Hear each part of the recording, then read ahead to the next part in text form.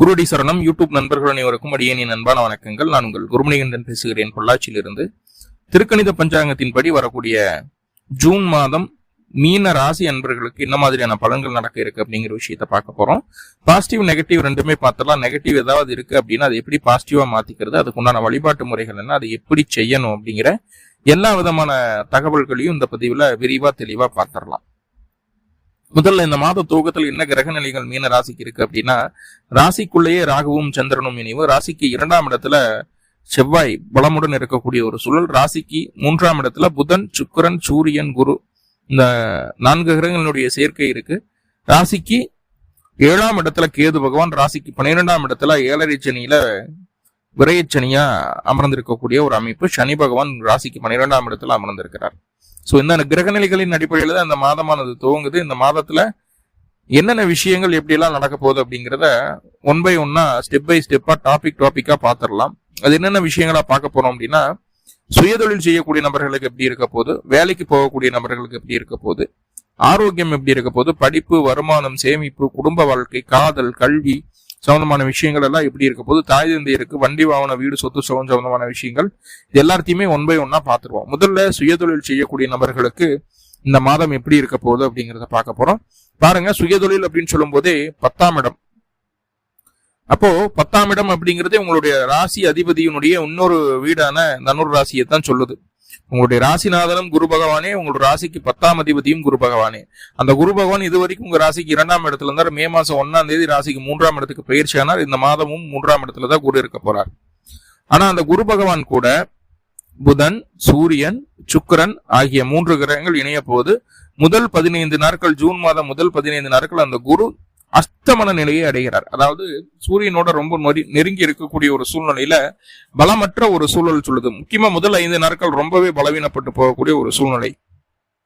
அப்போ என்ன சொல்ல வர்றோம் அப்படின்னா, முதல் வாரம், ஜூன் மாதத்துல முதல் வாரம் தொழில் சார்ந்து எந்த விதமான புதிய மாற்றங்களையும் செய்யாமல் கடப்பது அப்படிங்கிறது ரொம்ப ரொம்ப முக்கியமான விஷயமா இருக்குது. ஆனா தொழில அதை பண்ணணும், இதை பண்ணணும், இப்படி சேஞ்சஸ் பண்ணணும், இதை பண்ணா நல்லா இருக்கும், இப்படி பண்ணா இன்னும் நல்லா இருக்கும், எல்லா விதமான இன்டென்ட்டும் மனசுக்குள்ள வந்து போகக்கூடிய ஒரு சூழ்நிலை இருக்குது. அது எல்லாமே புரியுது. அந்த அவசரமும் அந்த ஆரவாரமும் அந்த ஆர்வமும் உங்ககிட்ட அதிகமா இருக்கும் இந்த காலகட்டம். இருந்தாலும் அந்த குரு அப்படின்னு சொல்லக்கூடிய கிரகம் பலம் இழந்து இருக்கக்கூடிய ஒரு சூழ்நிலை இருக்கும்போது, போன மே மாச கடைசியிலுமே அவர் அஸ்தமனம் ஆயிடுறார். மே கடைசியிலுமே அஸ்தமனம் ஆயிடுறார். ஜூன் முதல் வாரம் வரைக்கும் அந்த சூழ்நிலையில தான் இருக்க போறாரு. அப்போ அந்த தொழில இருக்கக்கூடிய சுணக்கம் தீர்றதுக்கே ஜூன் 10 தேதிக்கு மேல ஆயிடும். ஸோ அது வரைக்கும் கொஞ்சம் நிதானமா இருக்க வேண்டிய ஒரு சூழ்நிலை உங்களுக்கு உண்டு அப்படிங்கிறத மீண்டும் மீண்டும் வலியுறுத்துறேன். 2வதா, இந்த காலகட்டம் தான் தொழில சின்ன சின்ன மாற்றங்களை செய்தா என்ன, இல்ல தொழில் சார்ந்த விஷயங்களுக்கு கடன் வாங்கினா என்ன, கடன் வாங்கி ஒரு இன்வெஸ்ட்மெண்ட் பண்ணா என்னங்கிறது இப்போ இந்த சமீப காலமா அந்த குரு பகவான் அஸ்தமனம் ஆகக்கூடிய ஒரு சூழ்நிலையில தவறான எண்ணங்கள் தோணும். தொழிலை விரிவுபடுத்துறதுக்கு தவறான திட்டங்களும் எண்ணங்களும் தோணும். ஸோ அதை செய்யாமல் இருந்தாலே 80% நன்மை. அப்போ அந்த தவறான திட்டங்களை செய்யும்போது அதன் மூலமா வரக்கூடிய லாஸை நம்ம பார்க்கறதுக்கு முன்னாடி இந்த பாதிப்பு இருக்கு, செய்யக்கூடாது அப்படிங்கிற ஒரு மைண்ட் செட் வந்துட்டாலே போதுமானது. ஓகே, அப்போ சுயதொழில் செய்யக்கூடிய நபர்கள் முதல் 10 நாட்களுக்கு, ஜூன் மாதம் முதல் 10 நாட்களுக்கு ரொம்ப ரொம்ப கவனமா கண்ணும் கருத்துமா இருக்கணும். முக்கியமா இந்த டாக்குமெண்ட் சம்பந்தமான விஷயங்கள், பேப்பர், பேனா, கையெழுத்து போடுறது, ஒரு அக்ரிமெண்ட் போடுறது, ஸோ இதெல்லாம் இருக்கு இல்லைங்களா, அதெல்லாம் டிஸ்க்ளைமர் எல்லாம் நல்லா படிச்சு பார்த்து அது உங்களுக்கு ஒத்து வருமா என்ன ஏதுங்கிறத பார்த்துட்டு அதுக்கப்புறம் கையெழுத்து போடணும். ஏன்னா முக்கியமான விஷயங்களை ரொம்ப சின்ன எழுத்துல ஒரு ஓரமா எழுதியிருப்பாங்க. உங்களுக்கு ஆஃபர் பண்ற மாதிரி இருக்கிற விஷயங்களை பெருசா எழுதியிருப்பாங்க. ஸோ அதை பார்த்து ஏமாந்துடக்கூடாது அப்படிங்கிறத சொல்லுது. டாக்குமெண்ட் சம்பந்தமான விஷயங்கள்ல ரொம்பவே கவனமா இருக்கணும். சரியா? ஏன்னா அந்த குருவோட சூரியன் இருக்கிறது, சூரியன் 6ஆம் அதிபதி, புதன் பாதகாதிபதி உங்க ராசிக்கு. சுக்கிர பகவான் 3-8க்கு அதிபதி, நல்லது செய்ய கடமைப்பட்ட கிரகம் இல்லை அவரு. ஸோ அவரும் 3 பேருமே 3 கிரகங்களும் தீமையை செய்யக்கூடிய கிரகங்கள் உங்களுடைய ராசிக்கு. அவங்க குரு கூட சேர்ந்து நகரும் போது பாதிப்புகள் அதிகம். தொழில கவனம், முக்கியமா டாக்குமெண்ட் சம்பந்தமான விஷயங்கள தொந்தரவுகளை கொடுத்தே தீரும். ரொம்ப ரொம்ப கவனமா இருக்கு. அந்த ஃபீல்டில் இருக்கிறவங்களுக்கெல்லாம் ரொம்ப ஜாக்கிரதையா இருங்க. அதே போல இயல் இசை நாடகத்துறையில் இருக்கிறவங்க, சினிமா துறையில் இருக்கிறவங்க, அக்கௌண்டண்டா இருக்காம கணக்கு வழக்கு பார்க்கக்கூடிய நபர்கள், இவங்க எல்லாமே கம்யூனிகேஷன், அதாவது மீடியாவில் இருக்கிறவங்க, அதே போல் வந்து மார்க்கெட்டிங் ஃபீல்டில் இருக்கிறவங்க, இங்கே எல்லாமே ரொம்ப ரொம்ப நிதானமாக இருக்க வேண்டிய ஒரு காலகட்டம் அப்படிங்கிறத மைண்டில் வச்சுக்கோங்க. நல்லா சுயமாக பண்ணிட்டு இருந்தா, சார் நான் வேலைக்கு போகிறேன் சார், வேலைக்கு போகக்கூடிய நபர்களுக்கு எப்படி இருக்குன்னு அதை சொல்லுங்களேன் அப்படின்னா, 6ஆம் அதிபதி அப்படின்னு சொல்லக்கூடிய சூரிய பகவான் ராசிக்கு 3ஆம் இடத்துல வர முதல் 15 நாட்கள். ராசிக்கு 3ஆம் இடத்துல வரும்போது வேலையில சில மாற்றங்களை சந்திக்க வேண்டிய ஒரு சூழ்நிலை இருக்கும். சின்ன சின்ன மாற்றங்களை சந்திக்க வேண்டிய ஒரு சூழ்நிலை இருக்கும். இடமாற்றங்கள் கண்டிப்பா உறுதியாகும். யாரு கீழே வேலை செய்யக்கூடிய நபர்களால, அவர்களுடைய தூண்டுதலால நம்மளுக்கு அந்த இடமாற்றம் அப்படிங்கிறது நிகழ்றதுக்கு உண்டான வாய்ப்புகள் உண்டு. சில நேரங்கள் நம்மளுக்கு தோணும், இவங்ககிட்ட போய் கை கட்டி வேலை செய்யறதுக்கு சிவனன் ஏதாவது சுயதொழில் செஞ்சு ஆரம்பிச்சுட்டு போயிடலாமா அப்படிங்கிற எண்ணம் தோணும். ஏன்னா 6 கூடியர் 10 கூடியரோட சேர்த்து வர போறார். 6ஆம் அதிபதி 10ஆம் அதிபதி அஸ்தமனம் பண்ணி வரக்கூடிய ஒரு சூழல்ல என்ன பண்ணணும்னா, வேலைக்கு போகலாம் அப்படிங்கிற எண்ணம் மாறி சுயதொழில் பண்ண என்ன, அதைவே நம்மளே பண்ண என்ன, நம்மளுக்கு தான் எல்லாமே தெரியும் இல்ல, என்ன இன்வெஸ்ட் பண்றதுக்கு தான் காசு இல்லை அப்படிங்கிற மாதிரி ஒரு எண்ணத்தோட இந்த மாதம் நகரக்கூடிய ஒரு அமைப்பா இருக்குது. முதல் 15 நாட்களுக்கு அப்படி. அதற்கப்புறம் வேலையில அனைவரும் உங்களை பாராட்டும் அளவுக்கு உங்களுடைய திறமைகளை வெளிப்படுத்தக்கூடிய ஒரு காலகட்டமா இருக்கும்.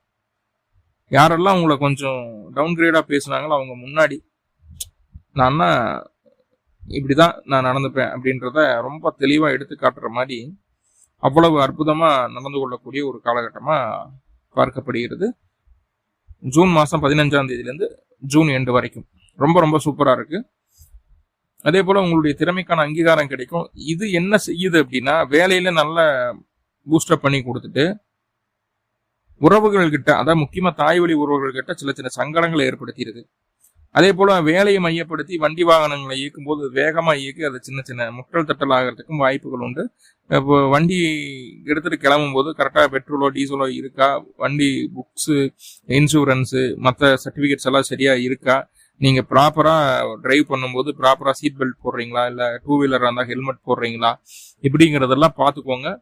டிரைவிங்க்கு என்ன ப்ராப்பரா தேவையோ அதை ப்ராப்பரா பண்ணி வண்டி எடுக்கிறது நல்லது. சில நேரங்கள் இந்த மாதிரி அமைப்புகள்ல விளையாட்டா சொல்லக்கூடிய விஷயமா இருந்தாலும், இந்த மாதிரி அமைப்புகள்ல பெட்ரோல் வண்டிக்கு டீசல் அடிக்கிறதும், டீசல் வண்டிக்கு பெட்ரோல் பங்க்ல மாத்தி அடிச்சிருவாங்க. இப்போ அதை கூட நம்ம கண்ணங்கிருத்தமா இருந்து பார்த்து பண்றது நல்லது. வேலைக்கு புதுசு சார், நான் ஒன்றும் பண்ண முடியல, என்ன சார் பண்றது நான் அப்படின்னு சொல்லிட்டு அவன் போயிடுவான்.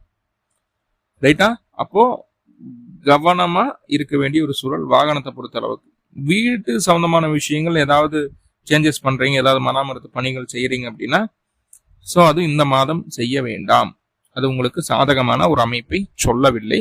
கவனம் தேவை அப்படிங்கிறத சொல்லுது. சரி, ஓகே. உடல் ஆரோக்கியம் எப்படி இருக்கும் எங்களுக்கு அப்படின்னு சொல்லி கேட்டுட்டா, 4ஆம் இடம் தான் ஆரோக்கியத்திற்கு உண்டான பாவம். 4ஆம் அதிபதி முதல் 14 நாட்களுக்கு உங்க ராசிக்கு 3ஆம் இடத்துல இருக்கார். அப்போ உடல் தொந்தரவுகள் எதுவுமே பெருசா ரெக்கவர் ஆகிற மாதிரியான ஒரு சூழ்நிலையை காட்டாது. ஆனா ஜூன் மாசம் 14ஆம் தேதியிலிருந்து ஜூன் மாசம் கடைசி வரைக்கும் உங்க ராசிக்கு 4ஆம் அதிபதியான புதன் பகவான் ராசிக்கு 4ஆம் இடத்திலேயே ஆட்சி பலம் அடையக்கூடிய ஒரு சூழ்நிலை உள்ளது. சோ அப்படி 4ஆம் அதிபதி 4ஆம் இடத்துல ஆட்சி பலம் அடைகிறார் அப்படிங்கும்போது உங்களுடைய உடல் ஆரோக்கியம் அப்படியே மேம்படுறதை நீங்க உங்களால பார்க்க முடியும். ஆனா கூடவே என்ன பண்ணுவாருன்னா, ஜூன் 15ஆம் தேதி 6 கூடியர் 4ஆம் இடத்துல உட்கார்ந்துருவாரு. அப்போ அந்த புதனை செயல்பட விடாம பண்ணிக்கிட்டே இருக்கணும் அப்படிங்கிற ஒரு எண்ணம் சூரியனோட நகர்வு சொல்லுது. 6ஆம் அதிபதி 4ல் இருக்கும்போது மறுபடியும் உடல்நல குறைபாடு வரணும் அப்படிங்கிற ஒரு அமைப்பை சொல்லுது. இருந்தாலும் சூரியன் மெதுவா நகர்ந்து வரக்குள்ள புதன் அந்த ராசியவே கிராஸ் பண்ணிடுவார் 15 நாட்கள்ல. அப்போ அந்த கடைசி 15 நாட்கள் கண்டிப்பா ஆரோக்கிய மேம்பாடு உங்களுக்கு உண்டாகும். அதுல எந்த மாற்றமும் இல்லை அப்படிங்கறது சொல்லுது. சரி, அடுத்ததா படிப்பு எப்படி இருக்க போகுது? ஆரம்ப கல்வி, அதாவது கேஜில இருந்து +2 வரைக்கும் இருக்கக்கூடிய நபர்களுக்கு சூப்பர். எந்த விதமான தங்கு தடைகளும் இல்லை. படிப்பு சம்பந்தமா எந்த முடிவுகள் எப்படி எடுத்தாலும் அது உங்களுக்கு சாதகமாக மாறிடும். காரணம், உங்களுடைய ராசிக்கு 2ஆம் அதிபதியான செவ்வாய் பகவான் பலமுடன் இருக்கக்கூடிய ஒரு சூழல். சோ அதுல எந்த மாற்றமும் இல்லை, நல்லபடியா இருக்கும். ஆனா மேற்கல்வி அப்படிங்கிறது முதல் 14 நாட்களுக்கு சொல்லும்படியான ஒரு சூழ்நிலை இல்லை. என்ன பண்ணுது அப்படின்னா, எந்த ஒரு காரியம் எடுத்தாலும் தடை தாமதங்களை சொல்லுது. UGPG எல்லாம் படிக்கிறவங்களுக்கு தடை தாமதங்களை சொல்லுது. ரொம்ப முயற்சி பண்ணி தான் அவங்களுடைய படிப்பு சார்ந்த விஷயங்கள்ல இருக்கக்கூடிய காரியங்களை செய்துக்கணும் அப்படிங்கிற ஒரு அமைப்பு சொல்லுது.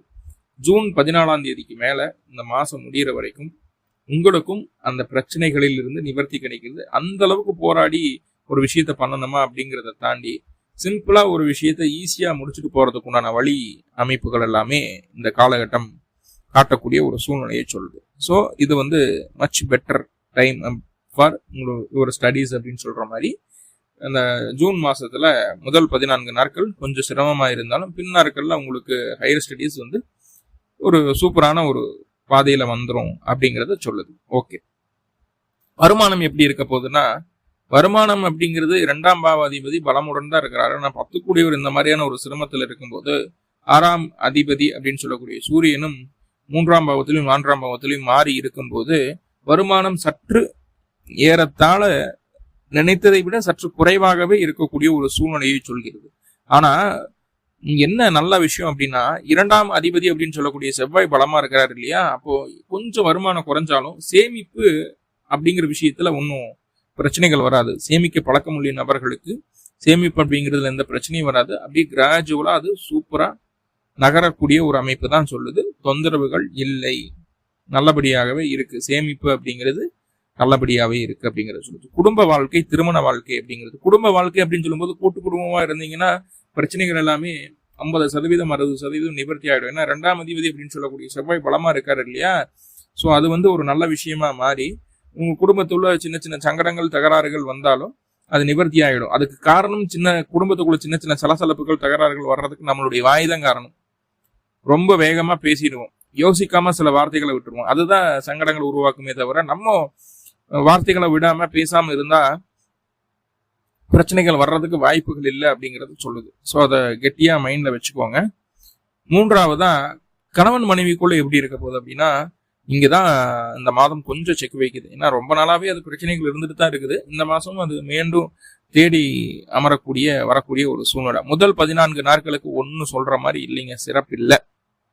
என்னதான் குருவினுடைய பார்வை உங்க ராசிக்கு 7ஆம் இடத்துக்கு இருந்தாலும் 7ஆம் இடத்துல இருக்கக்கூடிய கேது பகவான் அதை கேதுவை கண்ட்ரோல் பண்ற அளவுக்கு பவர் இந்த மாதம் குரு கிட்ட இல்லை அப்படிங்கிறது தான் சொல்லணும். ஏன்னா அஸ்தமனம் ஆகிறார், அப்பதான் கொஞ்சம் கொஞ்சமா நிவர்த்தி ஆகிறார். அப்படிங்கும் போது அந்த அளவுக்கு ஒரு நல்ல ஒரு பலமான ஒரு அமைப்புகள்ல இல்லை. இருந்தாலும் ஜூன் 14ஆம் தேதிக்கு மேல அந்த புதன் பகவான் உங்களுடைய ராசிக்கு 7ஆம் அதிபதி 4ஆம் இடத்துல ஆட்சி பலம் அடையக்கூடிய ஒரு சூழல் கணவன் மனைவிக்குள்ள நல்ல ஒரு ஊடலை உருவாக்கி 2 பேர்த்துக்குள்ளேயும் ஒரு அந்யூன்யத்தை ஏற்படுத்தும். பிரச்சனைகள் குறையும் அப்படிங்கறத சொல்லுது. முதல் 14 நாட்களுக்கு கொஞ்சம் அனுசரணையே இருக்க வேண்டிய ஒரு சூழ்நிலை, கருத்து வேறுபாடுகள் வரும், மிஸ்கம்யூனிகேஷன் ஆகும். ஆனா பின்னாட்கள்ல அது உங்களுக்கு சாதகமா மாறக்கூடிய அமைப்பு. நல்ல ஊடலும் நல்ல ஒரு சந்தோஷமான ஒரு நிகழ்வுகளும் கணவன் மனைவிக்குள்ள மட்டும் நடக்கிறதுக்கு உண்டான ஒரு வாய்ப்புகளை சொல்கிறது. திருப்தியான ஒரு மன வாழ்க்கை உண்டாகக்கூடிய ஒரு சூழலை சொல்கிறது. நிறைய பாசிட்டிவ் பார்த்துட்டா சின்ன சின்ன நெகட்டிவ்ல இருக்கு. அப்ப நெகட்டிவை எப்படி பாசிட்டிவா மாத்திக்கிறது அப்படின்னா, அருகில் இருக்கக்கூடிய முருகன் ஆலயங்களுக்கு சென்று முருகன் வழிபாடு செய்து வர வேண்டிய ஒரு சூழல் உண்டு.